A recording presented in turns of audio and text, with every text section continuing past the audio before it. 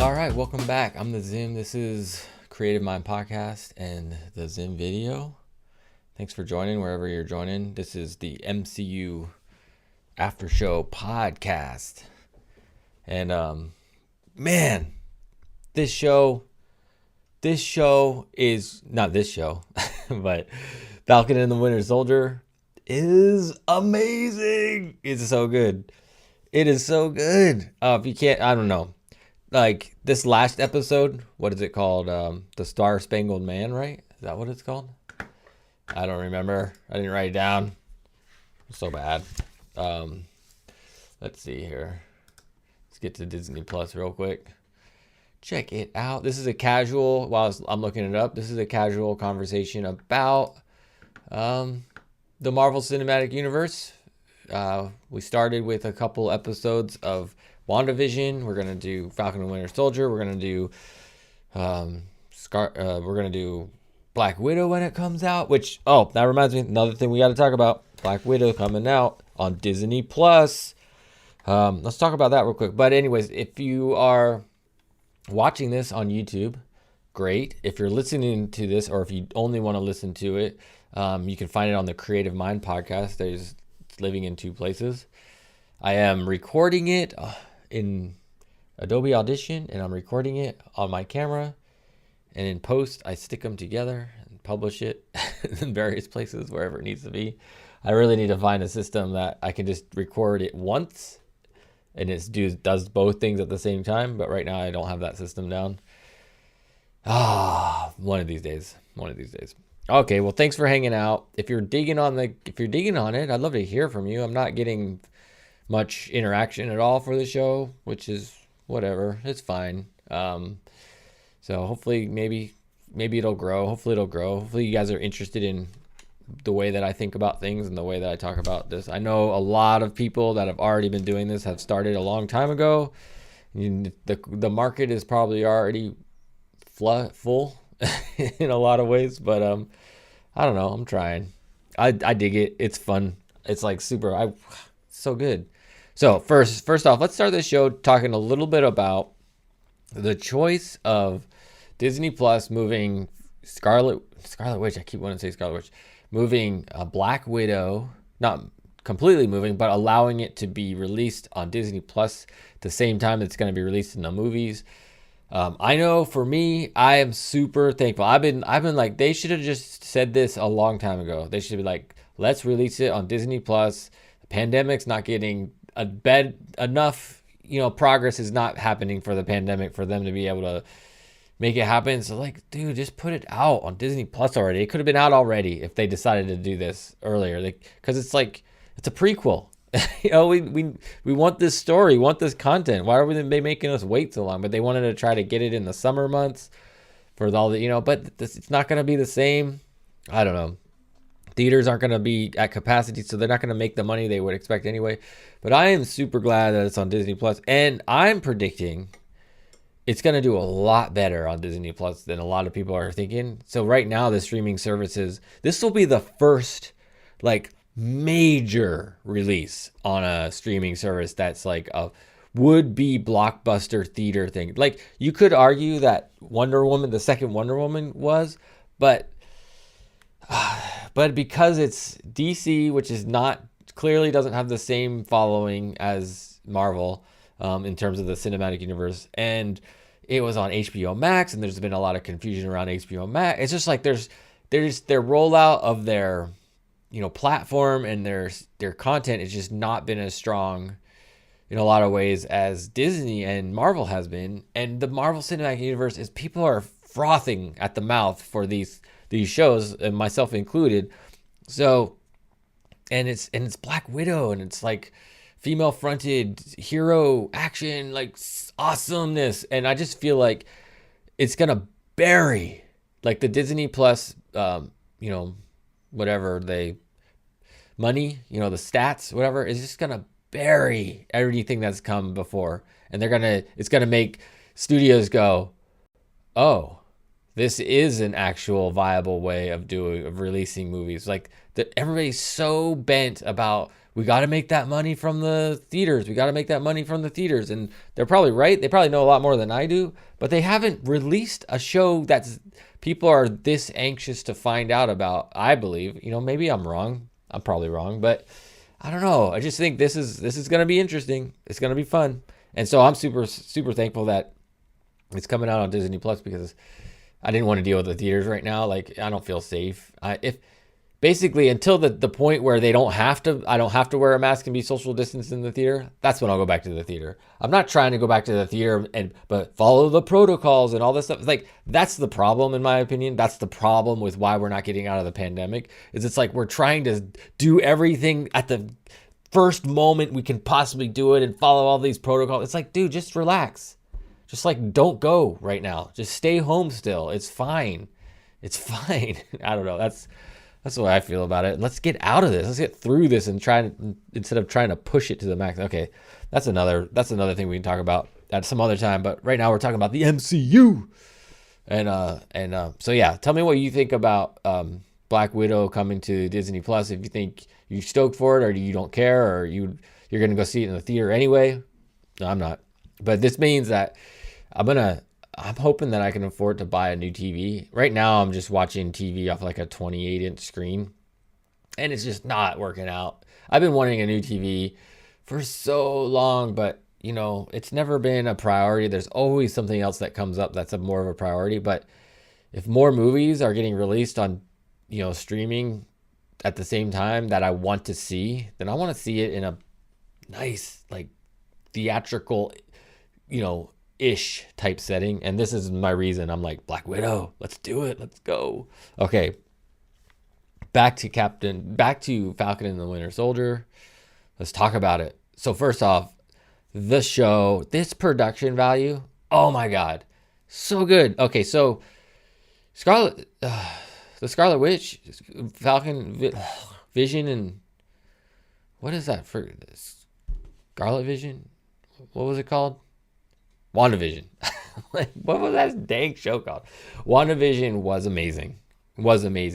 Yet, one of my biggest complaints was the production value between certain parts of the show just wasn't hold. It's like part of it seemed like made for TV, part of it seemed like cinematic quality. Falcon and Winter Soldier, cinematic quality all the way so far. All the way.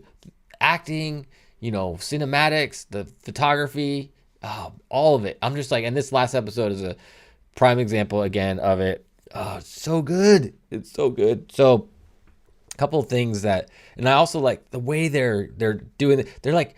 They're giving each episode like one significant action sequence, and then the rest of it's just exposition and character building, and which I love. I'm loving that it's just not just like action. I'm like, they like give us this little taste of action, but then they give us like real story and real characters. And my favorite, hands down, favorite part of the whole show was the introduction of Isaiah, this super soldier that fought the Winter Soldier and busted him up, I guess, in the Korean War, they said. Oh, I'm so excited to find out more about this character. Like, this is opening up so much. And the thing that I think this is another way, potentially, how Marvel, the storytelling of Marvel, is setting us up for how they're going to introduce mutants. So clearly, this Isaiah character has been in this universe all the way through all these fights and stuff that we've had. It's like, maybe he's old, but clearly he's still freaking strong. I almost swore there. He's still strong. He's still like, you're not going to mess with him. I mean, who knows if he was out there running around, what it would be like for him. I mean, maybe he's, broken enough that he can't fight anymore, but man, he's still strong. He's throwing boxes through walls or whatever. It's crazy. So, I just think like they're setting us up. They're preparing us for how they're going to introduce mutants, which is saying they've been here all along. We just haven't told you about them.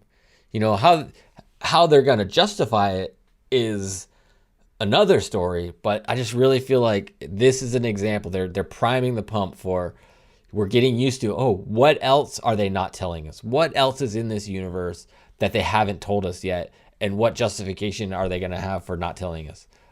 So pretty cool. So stoked this Isaiah character. I think I'm loving it. And I am so loving that they are dressing head on. They're not pulling any punches when it comes to racial topics. Like they are just right on, like that whole sequence of when they left Isaiah's house and the cops pull him over. It's just like that same thing that's happening right now in our country.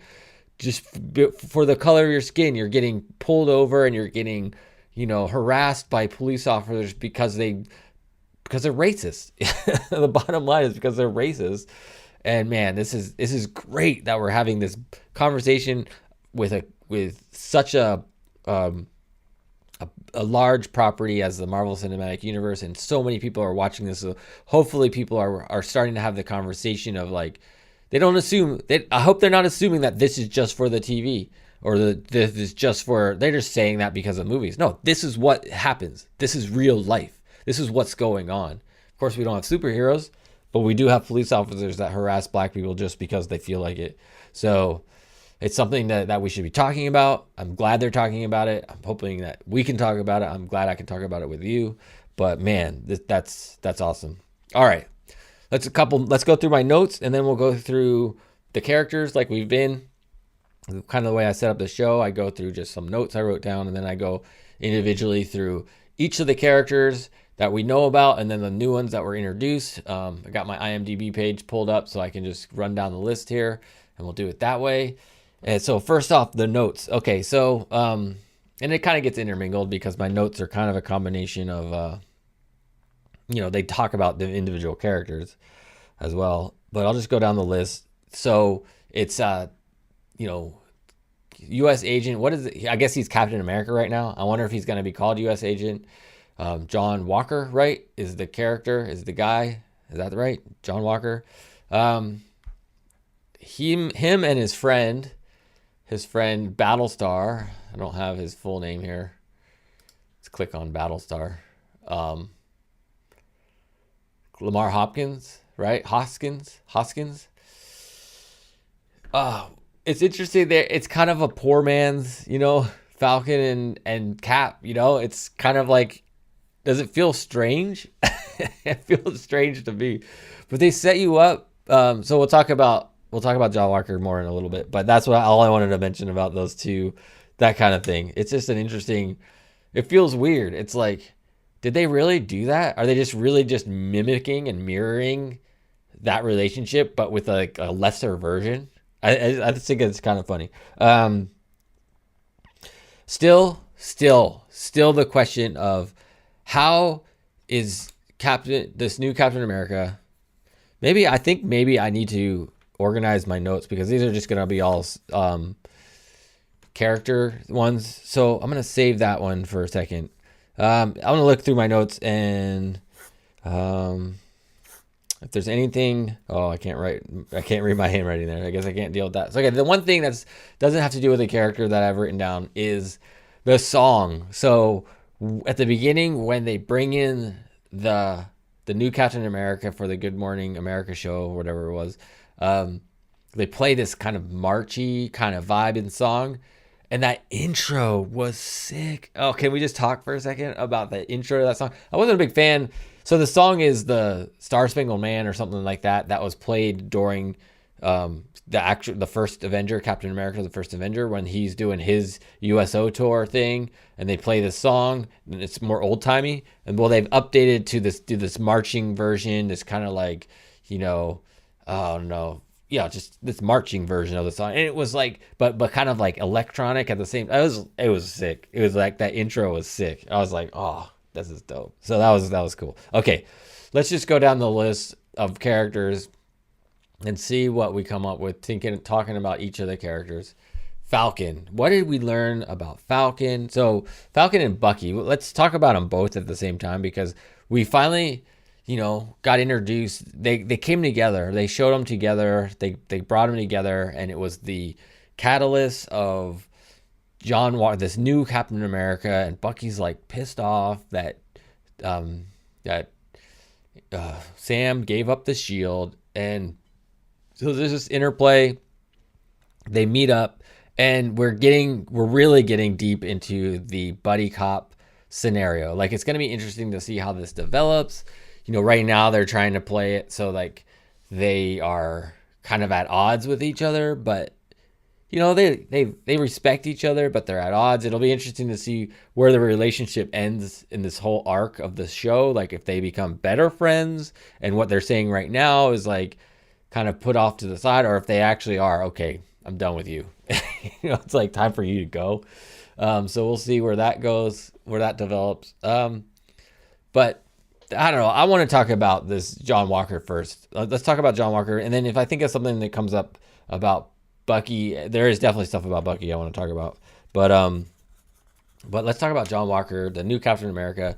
The biggest question for me is, how the heck is he able to catch the shield? How are any of them able to catch the shield? I mean, you saw that sequence. They had him throwing the shield. It's like, you have to be to be able... That just doesn't make sense. So far, they need to explain how anybody can throw and catch the shield that's not a super soldier.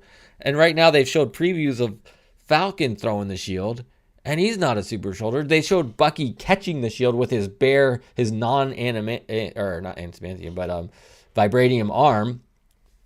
Like, obviously he's a super soldier. They showed that sequence where he's running up to the truck, and he just like, whoa, he's fast. He's doing that thing that Black Panther and Captain America did it during Endgame, and so it's just, or was it? No, it was Infinity War in the battle in Wakanda. He's just running all fast, doing his thing. That's crazy. So I just want him to explain. But the reason I say it too is because I really think that, John Walker is getting super serious. He's getting kind of conditioned. He is part super soldier. Like, there is super soldier-ness in him, even though he got his butt kicked a bit when they were fighting the flag smashers on the truck. He wasn't able to, beat him. And so maybe he's just the beginning stages of the super soldier serum, because they were like, when the Good Morning America lady was talking about his stats, basically, like he tested off the charts. It's like, tested off the charts compared to what? Compared to just a regular human, or compared to like a super soldier? It's like, and the way they showed him throwing the shield and all this stuff, it's like, I don't know, it's just not making sense to me yet. I just need to know. They need to explain why this shield is so easily thrown and caught by everyday Joes, which seems kind of weird to me. So that's the main thing about, one of the main things about the new Captain America, John Walker, that I want to have answered is he actually a super soldier? Are we going to learn that? Are they doing this kind of like weird thing again with the government actually being more nefarious than like the same way they did with WandaVision, like the sword agents being more nefarious than we, they kind of lead us to believe at the very beginning? Because it's like they're doing the same thing basically with John Walker that they did with Hayward, where they're kind of like making us feel like we can get behind him, but also giving us just a little bit of hint of his sliminess. So, yeah, so we'll see where it goes from there. But they did give us at the very end of or close to the end of the episode, they gave us that moment where he's like, "Stay out of my way," which is like, and it seems like he's kind of like looking around like, did anybody hear me say that? Because Captain America is supposed to be like this righteous, pure person, which is, how are you ever going to be able to recreate Steve Rogers? Because who he is because of his life experience of being this scrawny person, like what we, learned in the first Captain America about him, with the conversation that he had with the doctor. I can't remember his name. But, yeah. I can't remember his name. But, okay, moving on. I want to talk about Bucky Barnes a little bit. I want to talk about Bucky. The main thing that I caught my attention through this whole show was the sequence where they're doing the therapy, and they do that, sitting across from each other. And it's like, basically, he saw the fact that Sam gave up the shield, as a failure on Sam's part. So if Captain America picked Sam and it was a failure, it's like, what does that mean about Bucky? Like, Captain America believed Sam was the best person to have this shield, and he believed in him, and now he doesn't have it. So if his failure and belief in Sam, what does that mean about the belief he had in Bucky, especially with what Bucky's been going through? And it almost looked like he was about to cry in that moment. Like, when he said that, it's like, if he was wrong about you, what does it mean about me? And I was like, the fact that the therapist didn't say, like, if I was I'll be like, wait a second, Bucky. This is big right here. What you just said and how you said it, this is big, yeah. So I don't know. That seemed interesting that they just let it hang there and she didn't address it, but it's the show. So what are they going to do? I don't know. So that's interesting. And then I'm not quite clear. Like, one of the other places I've listened to thinks that when he said, what's the second rule? Don't hurt anybody, meant, knowing that he's going to go see Zemo, he has to remind himself to not hurt Zemo. But I kind of interpreted it as, this moment that you just did as a therapist hurt me. And it was like reminding her that, what was the second rule? Well, you just broke it, by doing what you just did right now, And so that's kind of the way I interpreted it. But I guess, I don't know. I'm probably getting way too heady with it. I don't know. So we got introduced to a little bit more to some of the Flag Smashers. I don't really have anything to comment at this moment on this Flag Smashers. Clearly they're setting us up to wonder who Carly Morgenthau, the kind of the redheaded Flag Smasher girl, who she got a text from that was like, I'm going to find you. I'm going to kill you. It's like, who's that? Who was that? Was that these other people that they were running from? I don't think so. And who were the people they were yeah, I don't know. That was interesting.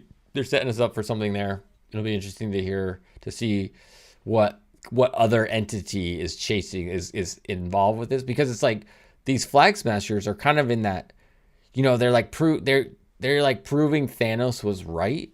It's like that kind of idea, like, oh, maybe Thanos was right. There's these people that are thriving because of this choice.